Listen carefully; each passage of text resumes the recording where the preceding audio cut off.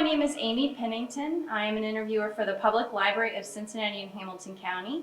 I am interviewing Mr. Jack Rininger on August 4th, 2006 at the Miami Township Senior Center, and Lee Knieven is our camera operator today. Welcome, Mr. Rininger. Glad to be here. Can you tell us how to spell your last name? And am I R-I-N-I-N-G-E-R. Okay, and I'm saying it correctly, Rininger? Is that Ma'am? Rininger is how you pronounce it? Rininger, yes. And can you tell us your birthday?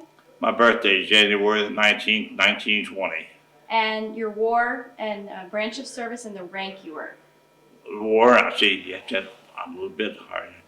The war was, I was in World War II, of course. I enlisted in 1930. I was in 3C camp in Billings, Montana, if you know what a 3C camp was. And Germany invaded Poland in September of 1939. I felt that we would be into it within a year. I was always serious-minded. So I went up to join the service in Billings.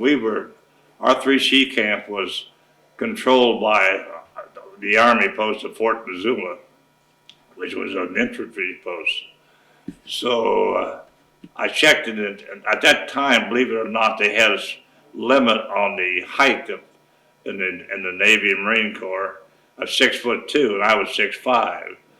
So I went up to join the infantry, believe it or not, and I went up and to Billings. We were about 30 miles out of Billings where our camp was, and when I got to the recruiting office, he had a sign on the door that said, "Out of Miles City, we'll be back next week on certain days." So I went back to camp. In the meantime, the Marine recruiter from Seattle came out to Billings for just a 6 weeks period, set their desk up in the Navy recruiter's office, and they came out in the paper that the Marine recruiter was in town. So I had about 6 boys in the Marine Corps, or in the 3C camp, that wanted to join the Marines. So I could drive the Army truck there at 3C because I was top sergeant or leader. So I drove them into Billings, went down in the office with them. The Marines saw me, and the recruiter said, "Oh, there's one guy," he said, "we don't want to turn down. He saw all my stripes." I said, "Well, I'm too tall for the Marine Corps." He said, "We'll get a waiver on your height." Now, bear in mind, this was after the war had started in Poland, and they were starting to grab everybody that was willing to go, you know. So I said, "Well, if you get a waiver on my height," I said, I'll take the Marine Corps then. So I got on the scales. So truth so help me God. I got on the scales. Marine sergeant was weighing me, and the Navy recruiter was in his office over about that door there. From his desk, he looked up, he says, "We'll get a waiver on your height if you want to join the Navy." Boy, so that's and this Marine sergeant was looking daggers at the Navy recruiter because he took one of his people. So I said, "Well, in the Navy, I studied all the pay scales. In the Navy, or in the Marine Corps and the Army, you started out at $21 a month. Then you made buck private, you made $24 a month. From then on, it was God knows when." Well, I was in 3C camp in Montana. I was paying the mortgage back home. I was pretty serious-minded. So I said, in the Navy, I studied the pay scales. I said, in the Navy, you start out at $21, then you make seaman second in 4 months, that's $36. $36 over 24. And they're depending on, my folks are depending on me at home. My dad he had a problem, and the problem was they did their work around here with horses and wagons, and that was going out, see. So the Navy recruiter started weighing me in. Oh, he says, "You'll never have to go to service." I said, "Why?" "Well, I have a scar right on my shin bone here." He says, "The leggers will rub that raw."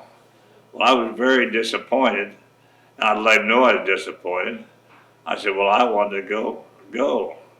He said, "Well," he said, "the only thing I can tell you is if you go to Salt Lake City, that's a recruiting area, receiving area for the western part of the country." He said, "They take them in large numbers. You might be able to slip by." He used the word slip by.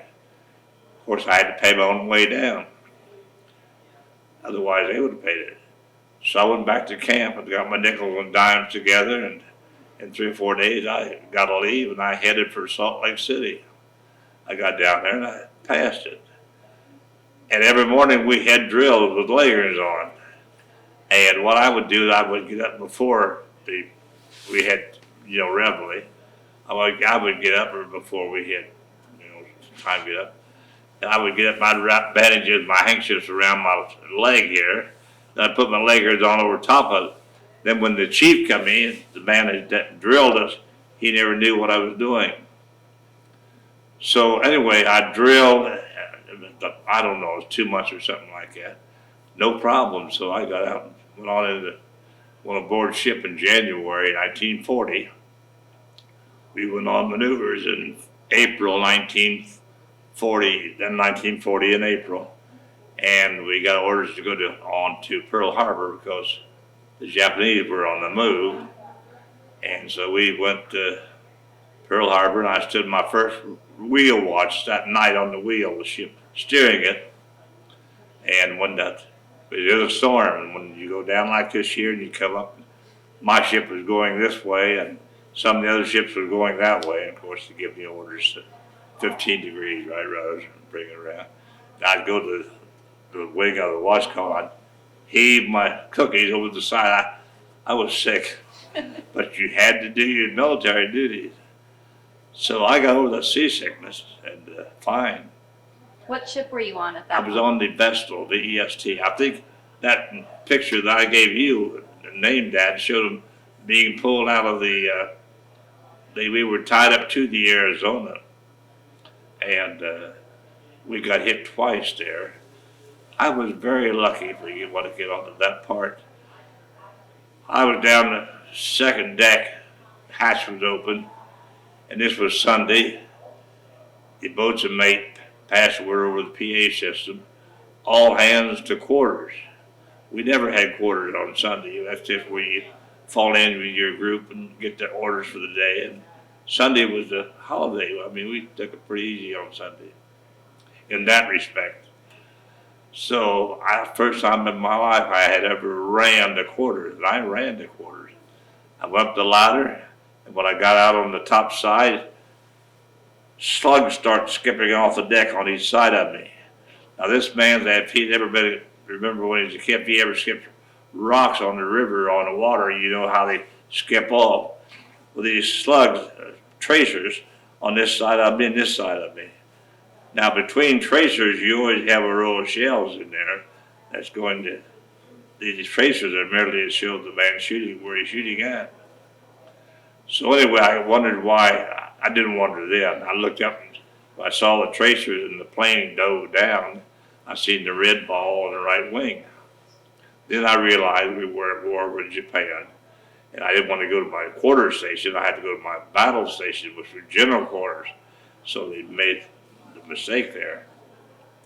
So I had to go around the ship next to the Arizona and go down one deck. And I was standing here at the hatch, looking up. I couldn't get a better view. I stepped back just 3 steps. This is the truth, so help me. I'll take a polygraph test anytime you want to try it. And just as I stepped back 3 steps, a bomb came through there where I was standing. Here's what saved me. You're saying, well, a bomb would blow up and kill people for yards around. It would over there. But this was an armor-piercing shell they were using for bombs. When I say armor-piercing, they were thick to go through several decks before they exploded.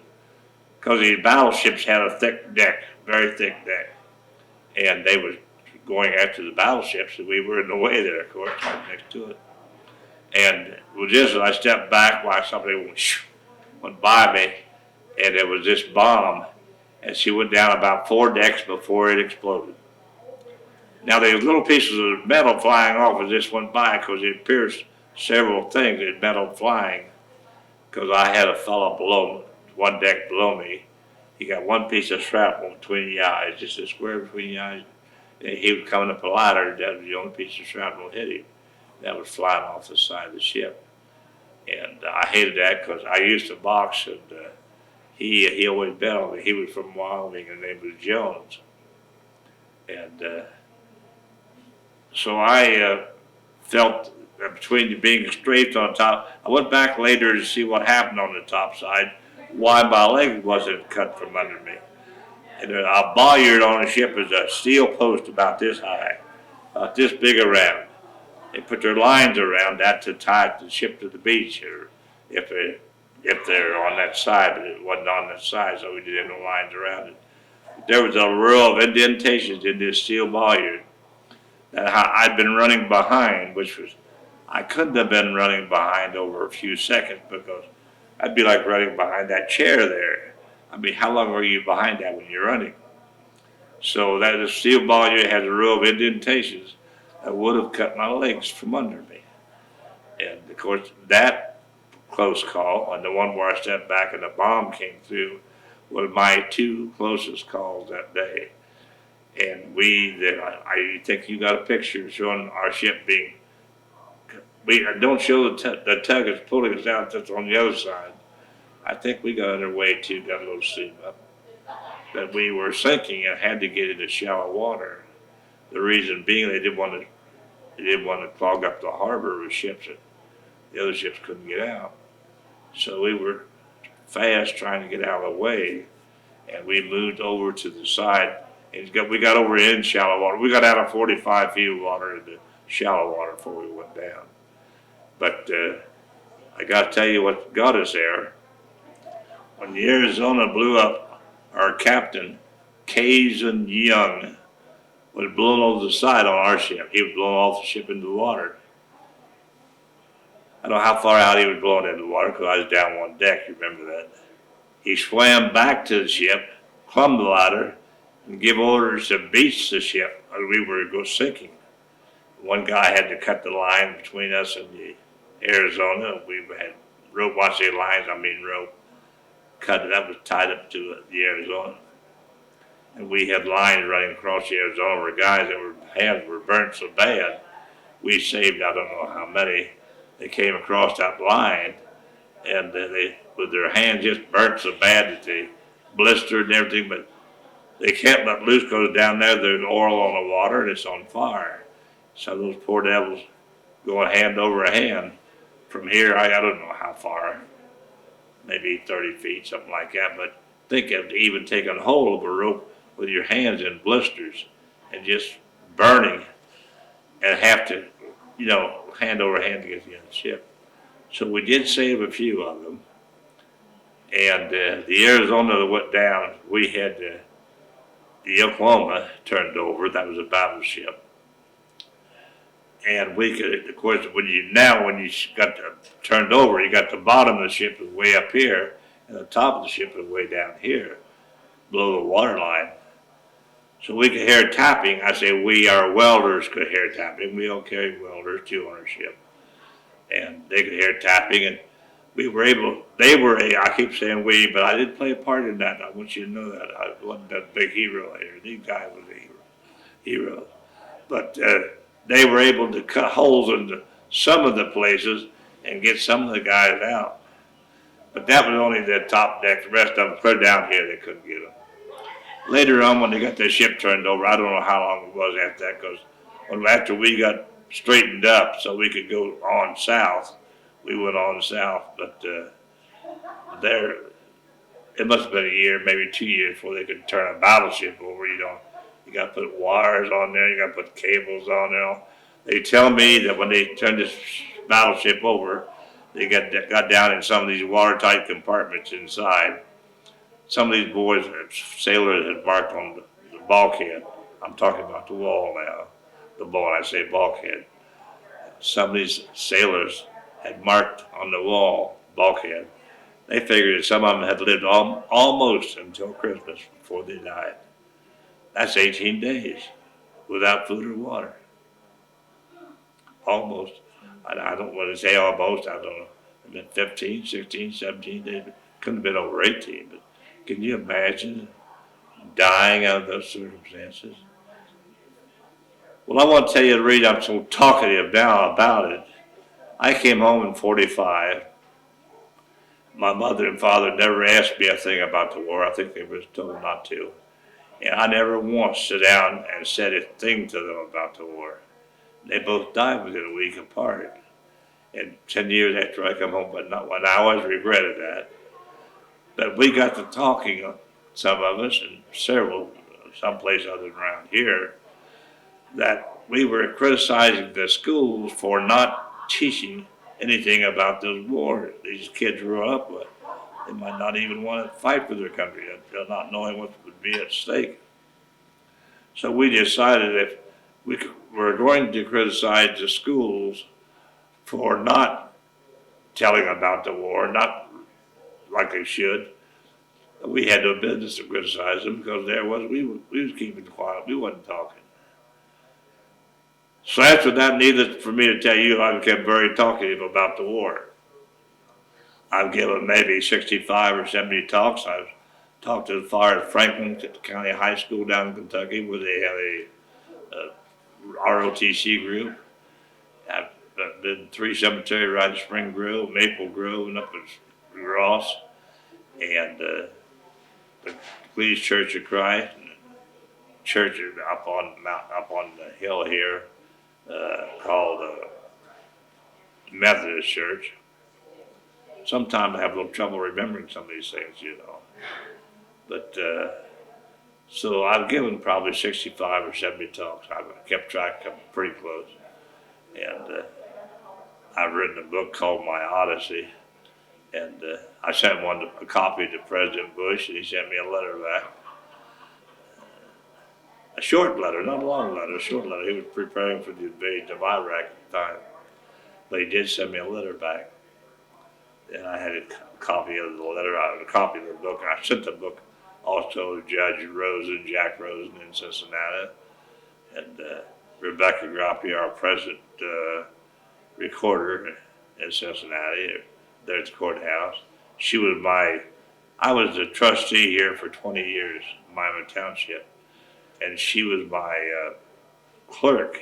I say my clerk, the trustee's clerk, and after we built this building, we built the building before she came on. But Rebecca, there's another retired message maker, has a copy of the book. I don't dwell so much about the war, and they're more about my experiences as I grew up here in Cleves and things like that, things that I did. Can we go back and can I ask you a little bit what it was like right after the days that the Vestal was sunk, and what did you feel like? What was the atmosphere like? Did you feel very well, I'll tell you scared, what, stressed? I think I have a little edge on hardness, if I may say so. I came from a family of 13. I never remember being over 4 at home at any time, because I had a brother, Cass, who was a Marine. He was killed on these tar lines going through. Had a brother, Charlie. He was killed in a car going to Cincinnati. He was a passenger. The guy came around and curved, hit the rear wheel, and threw him out and broke his neck. Just 8 months after his little daughter, 8 years old, was killed down on Aurora Road. And she was at our house every day. So there was 3 of them. Then my sister Mary and brother-in-law Tom was 5. Was killed up here at Sailor Park. A gasoline truck started around them and sideswiped them. So that was 5 of them that was killed there. Then I had Jimmy and Alice and Faye Elner. That was the years when pneumonia was bad. Jimmy was like 4 or 5 years old. He died with pneumonia, and Alice must have been 7 or 8. Faye Elner was a year or 2. So you see, after a while, you get a little bit hardened. And I was in the service down when my brother-in-law and sister was killed in the 30s. She was about 30-some years of age. And I was in the service, and I got that news around Christmas time. And like I say, after a while, you begin to think things can't get any worse. So I think, I don't know how to say it. I don't say you learn to accept it. I just lost my son 2 weeks ago in Montana. He worked at a power plant out there. nice looking boy, big, and they sold out to another company. Of course, whenever they do that, they see how many people they can lay off. So the COs can get $30 or $40 million, you know that. And so they did that. Then would come time for a shutdown, they would short him in. He was working like 18 hours a day on this shutdown. Of course, he didn't object because it would make his pension higher, the more money he made when he got his pension. So he came home there in Montana, and he told his wife he was tired. He thought he would go out in their camper. They had a big vacational vehicle. You could live in any place. There's no telephone in there. He told his wife he was tired. He would go out there and sleep. So he went out there and went to sleep. And she went out a couple hours to wake him up. Couldn't wake him. So I say that I don't say it's easy each time. I don't know how my mother went through it, but the thing she went through, losing all those people. But I sort of got so, I don't say you expect it, but you're not surprised when it happens. So that was the position I was in when some of my people were killed. Can you tell us about the sites that you were seeing, a little more about that right after you were bombed? About what? Right after you were bombed on the Vestal. Oh, I see. Just a little Well, more of it. right after we were bombed, of course, we got out in shallow water and we sank. But our main deck was above water. Of course, we stood watch with rifles. I did as well as many others, because we fully expected an invasion at any minute. And they lined up a bunch of wooden boxes. That was coffins over there on the beach. And we could see those coffins, and we felt that they was for us. And of course, they were just wooden boxes, but still they were coffins.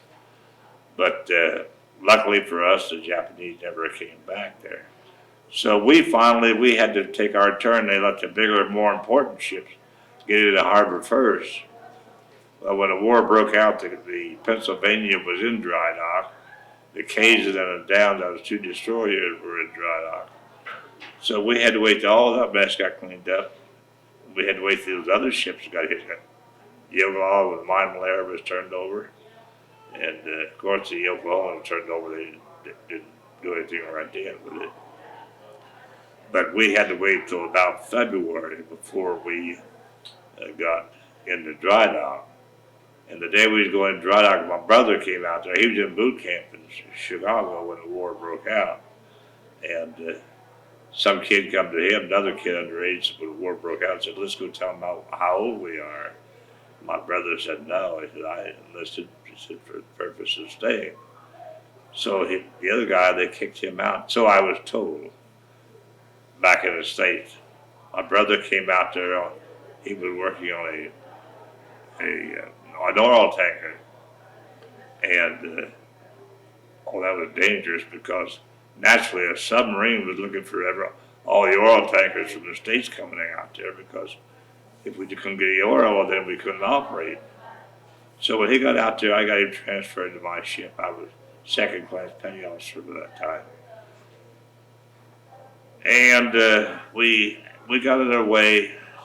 We finally got out of Pearl Harbor on the 7th day of August, 1942, the day they invaded the Guadalcanal, our first land invasion. We had some equipment we had to get down to New Caledonia, French possession. That was on the way to Australia, and the Japanese was going to cut us off for taking those possessions. And we got our stuff down there. We had one destroyer for an escort. Now, we're in contested waters. Excuse me. But then the destroyer got a call to come back. They needed him. We were out in contested waters. When I say contested waters, that's anybody could be out there.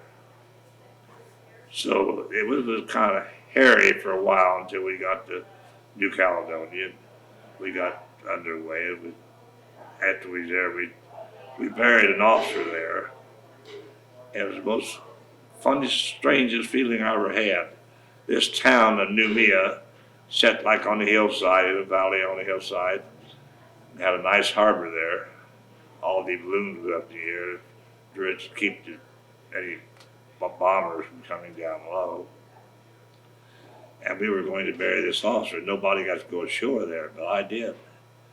And I was one of the taller ones, I guess. So we had a military escort. We went through this little town, not a soul in sight. All the blinds are down, all the shutters are shut. You feel like, I did, that there are people watching you behind those shutters and blinds. You're walking through this town, escorting this body up a hillside. We buried it on a hillside overlooking the bay.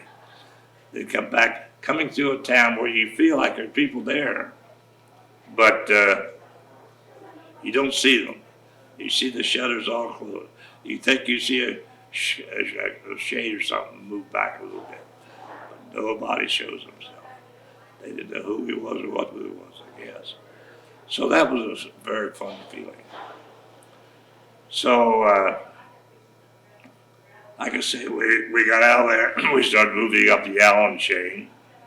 And I can't begin to tell you the Allen wall we went to. They tried to keep us in the forward position. We had to be where we could do some work on a ship that was damaged because they couldn't go all the way back to Pearl Harbor without sinking. So we had to get them in shape to be able to go back and rub water. So we came back up through the Allen chain. They was New Hebrides. Well, New Hebrides was close to Guadalcanal.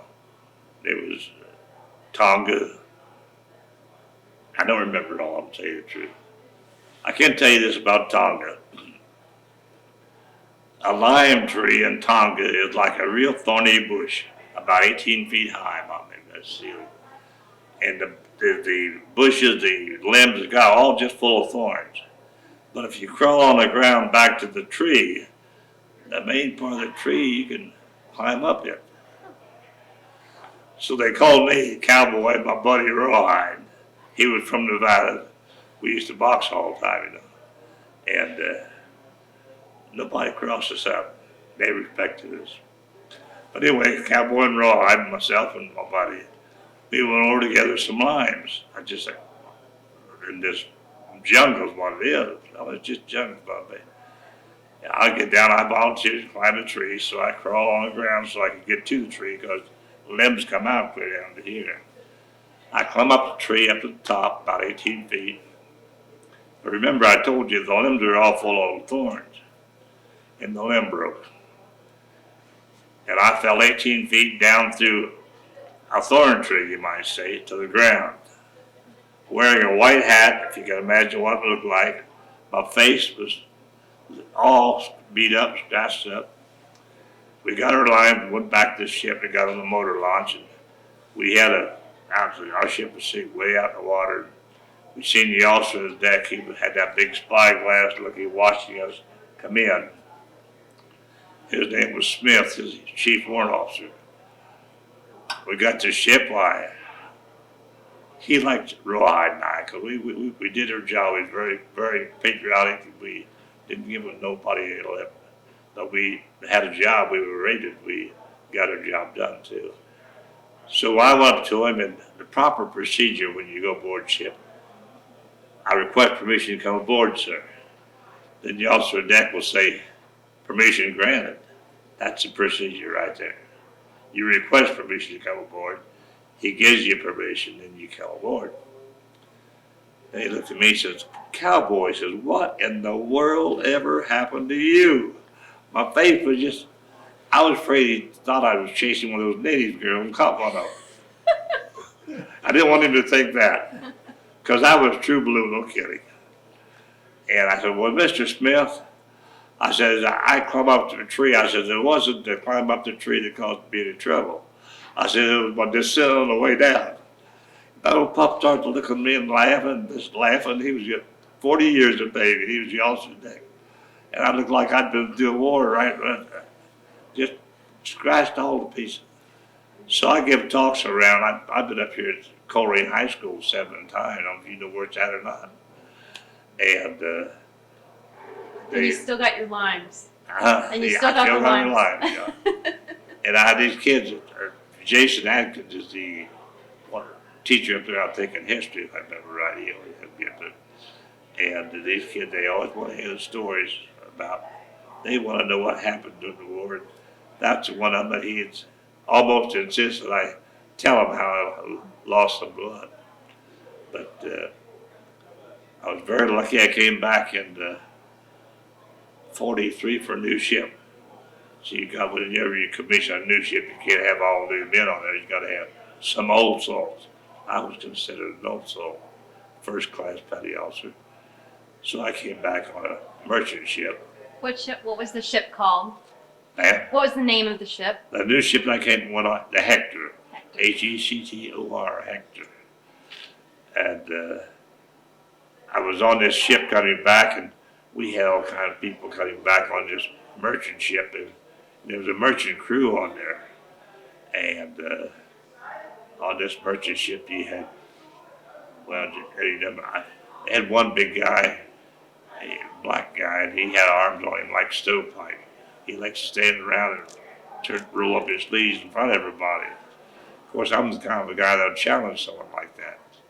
So remember, there's a long way back, and you're zigzagging to keep the submarines off of your tail. So one day he fought a big Marine, and he whooped him. And they didn't give any decisions though, because they're afraid of having fights at night. We got guys come back out of the jungle, never played. Some of them going back to hospitals to get treated. Some of them going back for new ships like Vestal. And it's just a bunch of rough people.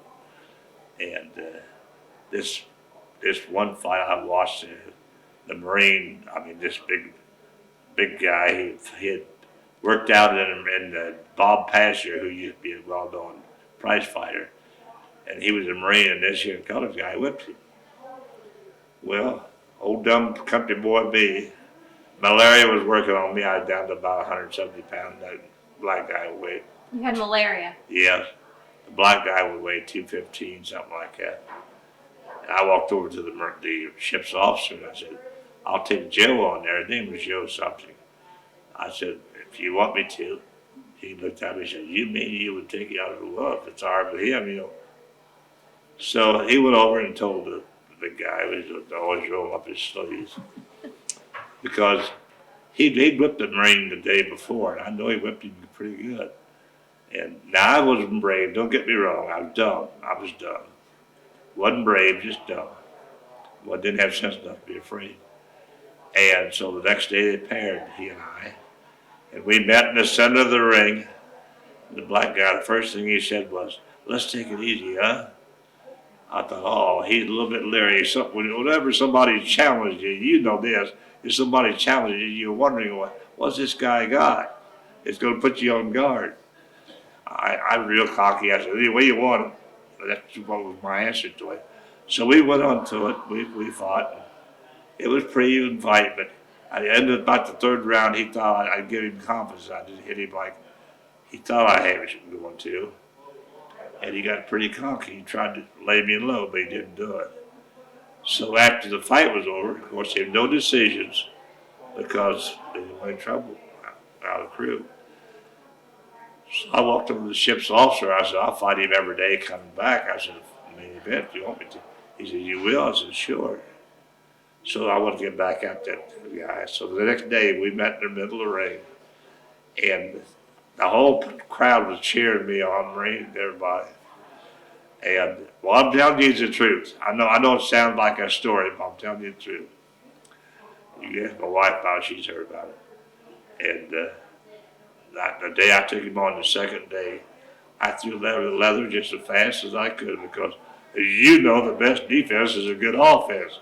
If you stay in a guy's face, he can spend part of his time trying to keep from getting hit instead of concentrating on hitting you. And the result was, when we got done, I felt like I'd put on a pretty good show for it.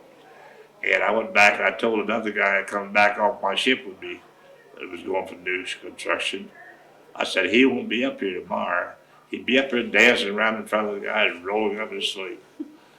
I said, he said, what do you mean? This guy's name was Coverdale. My buddy was back with me. And I said, you watch and see, he will be here tomorrow. So the next day, it is God is my witness. And I hope I fall off this chair here if I'm telling you a lie. The next day, I don't recall even seeing him around any place. He stayed down below deck the rest of the ship. Time. So that was one of my dumb experiences. I came back. I got on the Hector, and we wasn't there long. We went to sea. We was off of Saipan, and some of the other places I remember I had malaria so bad. And in '45 I came out with malaria. When did you get malaria? Man. When did you get malaria? Do you remember? Well, I tell you, I think I got it about 43, I believe, because we had a lieutenant commander. His name was Westrop. He liked to trade with some of those natives. They just wore a little old grass belt around their hip and down, you know. They were wild looking. And so we went over to trade with them on this other island, like we had a Japanese sampan that we captured off a Japanese fishing boat. I say we, I didn't, but it was, but the Navy. And we went over to this other island about 30 miles across open sea, 25 miles, something like that. And we got over there about dusk. I got to tell you this story. And we was carrying kerosene for our lights and everything. We started up this here mountain top to meet these natives to trade with them. And of course we had tobacco and stuff like that. They had tortoiseshell, big tortoiseshell and things like that. So. And every once in a while we'd hear a big loud sound, whoa, like that, real loud. And then the guy that was with us, he would answer back. And I found out why that went on. So when we got up there, it's dark, we went down this here lane, it was all bamboo.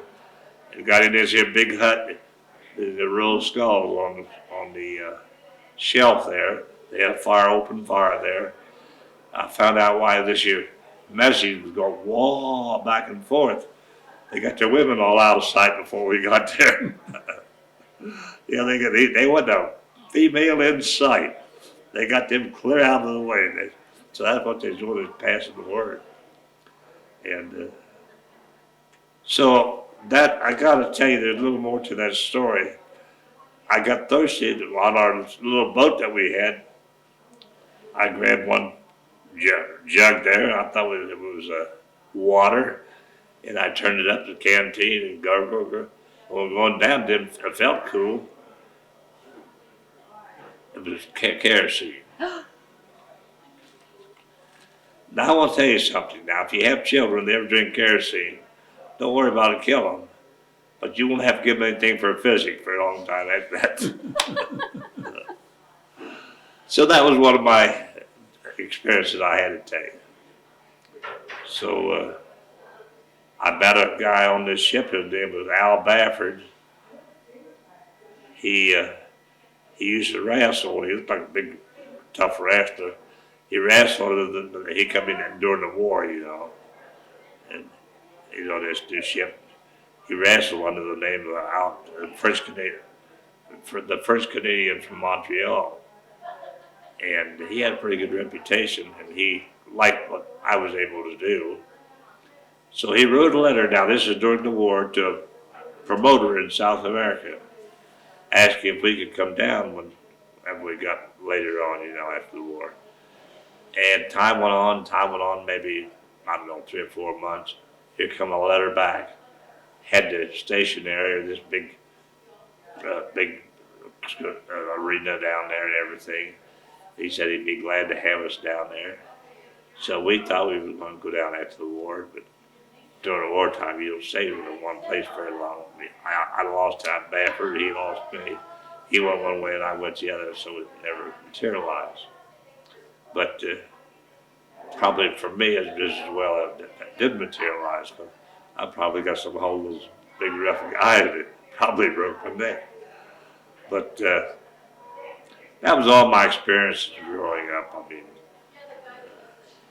a lot of things I did that now I think, and my neighbor likes for me to tell these stories to when he brings someone up there. He's a fire captain, and he we came back, my wife and I. We went someplace on an airplane, and we came back, and our plane missed the connection to Cincinnati, so we had to go to Dayton. It's about 3 o'clock in the morning. They give us all kind of tickets to eat on and everything else. We kept those guys a plane out of Dayton at 7 o'clock to Cincinnati. So we went down to this here bar down in the all-night bar down there in a restaurant. And just my wife and I and 3 guys sitting over in the corner. They all looked like they all had mustaches, looked like they belonged to the mafia. And the bartender was a lady. Well, I'm out of service, you know. I'm not saying you're so much tougher, but I think a lot of times it all depends on how it affects you. You get so you don't fear anything, you know. You feel like you've seen it. So these guys look like the mafia sitting over there. They was using talk that I wouldn't use in front of my wife, wouldn't use in front of any woman, and that made me mad. So I got up out of a chair. I walked across there. I seen that bartender lady wiping the glasses, watching me. Well, she was afraid. I walked over to him. Any one of them could have shot me or knifed me. And so I went over to him, and I got pretty rough with it. And believe it or not, they took it. That surprised me. But I mean, these are dumb things. This is an act of bravery. I had a relative who was killed up here in Addison just about 3 weeks ago. He was knifed. I don't know if you read it in the paper or not. He was my brother would have been his. My nephew would have been his grandfather. But they called him outside up here in Addison, his ex-wife and her boyfriend, and he went out. And this boyfriend just knifed him, killed him. So I went to the funeral down there, funeral home, and I thought, well, maybe he was a roughneck, and I hadn't been in close contact with him. And all the people was nice. They was well dressed. It was the biggest funeral I've ever seen down here in Clee. So I just happened to hear in Addison about 3 weeks ago. So I can't tell you. I came back and I came out of service in 45. And, during the Cold War, a recruiter from over in Kentucky knew about me, and he wanted to know if of course, I was past any draft age, but he wanted to know if I would join the reserves, help train some guys. So I said, sure. So I joined the reserves. I went away every year for 2 weeks. I was up in Norfolk when they had that 6 or 7 day war with the Jewish people and with the Arabs. I thought we were going to get called in, but we didn't. But people don't know how close we came to a nuclear war during the Cold War. My mother-in-law took care of a paraplegic up in Cincinnati on the second floor. And she called the Red Cross and asked them what she should do during the height of that. They advised her to get him in the basement that day. She didn't do it, but they advised her to get him in the basement that day. We were that close to a nuclear war. And I felt if we were going, I didn't know about it at the time I joined, but I knew there was chances of a nuclear war. I felt like if we were going to have a nuclear war, I would rather be on the giving end than the receiving end. So I joined the reserves, not but 22 and a half years in, and altogether counting my other time. So I retired as Senior Chief Petty Officer. I don't know how to add to it unless you have some questions. Can you tell us about what you did after your After the war? Yeah. Well, yes, first when I came back, I went down to the distillery down here in Shenley Distillery, went to work there. We got married in 45, in October 45. And see, I left school up here in my sophomore year at Taylor High School.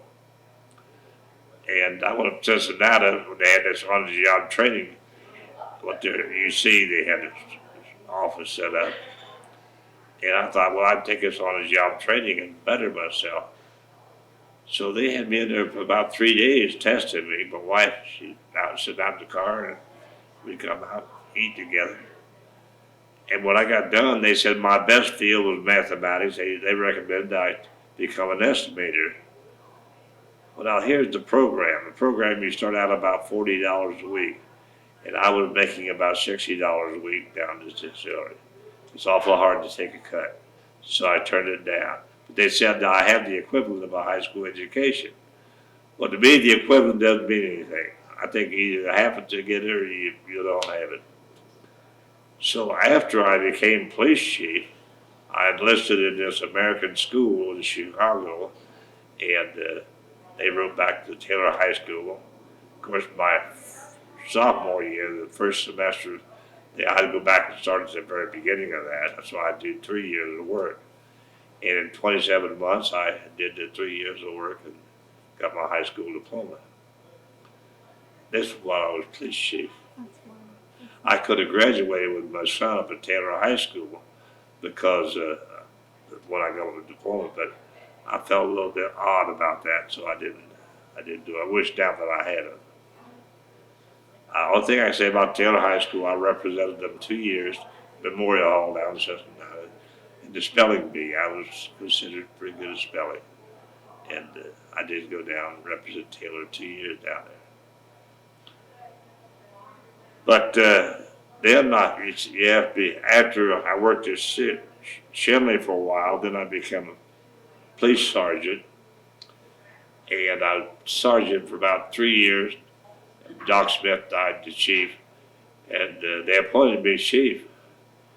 And I was told at the time, I was about 33 then, I was told at the time I was the youngest police chief in the state of Ohio. But so I held that job for 27 years. Then I was township trustee here for 30 years when we built this, or 20 years when we built this building. So I usually stick to something once I start at it. My wife, I've been married to her 60 years this past October the 12th. So I don't. Congratulations. In general, how would you say your service and experiences in the war affected your life? How did it affect your life? Well, I think my experiences in the war, I think it taught me to respect life more. I think I learned to be. We was always considered patriotic, but I think I learned to be more flag conscious.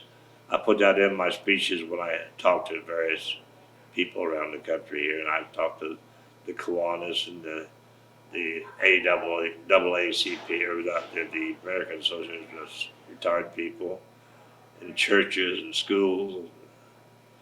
And I got to tell you this, I wish my wife was here. This Catholic school up here on the hill at so it's on South Road. It's on South Road up there. Our Lady of Victory? Huh? Is it Our Lady of Victory? Visitation. Visitation. Yeah. Our Lady of Visitation. And my wife had been wanting me to quit because it's getting more of a grind to, speak for the public. You got to get out. So I hate to quit because you have to see the letters that these kids write, that their teachers pass it on to me.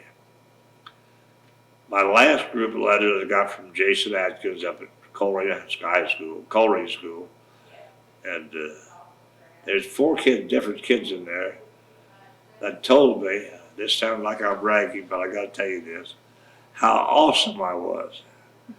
Well, I try to tell my wife how awesome I am. I said, look here, I got that documentation to prove it, but she won't buy it, see? But anyway, it's nice that those kids, and every one of them are very attentive, and they want to talk, they want to listen to somebody that's been there. History book loses its interest, when you talk about wars. But when they hear me talk, they seem like, but they do. I do get got a lot of nice letters. That's great. Can't tell my wife. I can't prove to her that I'm awesome. But I told her I got the documentation. Yeah. Is there anything you'd like to add that we haven't covered in this interview? Well, the only thing bothers me, I would like to see more and more. Of course, seem to be coming around to it up to schools now. They have a military appreciation day, but I think there should be more emphasis placed on patriotism and what it means. These kids, they read about this lady, and don't get me wrong, the lady who lost her son in Iraq. I know that's bad. That's bad. A lot of ladies lost sons in World War II. My mother had two of his sons in there, well, several grandsons. Didn't lose them, thank God. But there's certain things that you have to do for your country that sometimes it's going to cost you your life. And I have respect for those guys that's over there now. I wish we'd get them out there tomorrow. But we just can't pull them out of there. Well, these dictators will start all over the world. We'll say, well, the United States won't step in. We'll take this country. I'm reading right now a World War II volume about what happened in France and Great Britain. Could have saved a lot of lives if they'd had a little more nerve and a little more willingness to make a move when they should have made the moves. You have to read this book to realize just how many times these politicians cost us lives because they didn't act at the right time. It's very doubtful that Germany would have even started the war if they were sure. If Great Britain and France had stepped in at the very beginning instead of let them take over Czechoslovakia and Poland, those countries, it gave Hitler him confidence. So, in answer to your question, I would say we should be very firm in our convictions about patriotism, about passing on patriotism to youngsters, about passing on what has happened, what could happen if we don't recognize the flag and we aren't willing to give for it. That's my feeling. Anything else you'd like to add at all? Man? Is there anything else you'd like to add at all before we close? No, I feel like maybe I might have talked too much, but I like to express what we went through, and of course, I want you to know what I went through is no comparison to what a lot of people went through. I gave a talk over in Kentucky at that Baptist, the Burlington, over in Burlington, it's a church, and I spoke there at the band concert there, and a fellow approached me and asked me if I was speaking at that church later on. I said, well, yeah. So the following year, they called me over there. Now, there's buses coming in that day from Indianapolis, Lexington, and all those places like that, Louisville, all seniors. And I think it's called Volunteer Appreciation Week or something. That's a good program. So I was the speaker, and they had 1,200 people there. It's a vast church, if you ever go there, a big parking lot. These buses coming in. Of course, they introduced me, and when I gave my talk, and about that time it was time to go for lunch. We had to go up an aisle on the end, box lunches packed there. Some lady came up to me, and she said, Mr. Rininger, she heard me introduce me, She said, my name is whatever it was, I'll say Pearl Smith, I don't remember the name. My brother Tom, he was in World War II, did you know him? She said, we're from Louisville. Well, I didn't want to embarrass the poor soul and say, well, I would never know. Told me. I scratched my head, and I went like the I'm a politician too. I kept thinking, I said, no, I'm trying to think. No, I don't believe I remember him. I didn't tell her there's 12 million other people in World War II. They from out of Louisville, see. But that's some of your experiences that you get. But you enjoy all of them when you go through them. but that's the biggest crowd I think I've talked to, 1,200 people. Well, thank you very much for agreeing to interview with us today. It's really been an honor for me Well, to you've hear your been story very, and for Lee as well. I So, appreciate the effort both of you are making here. And those pictures that you have, represent that in the original. If you need any of them, they're yours. thank you.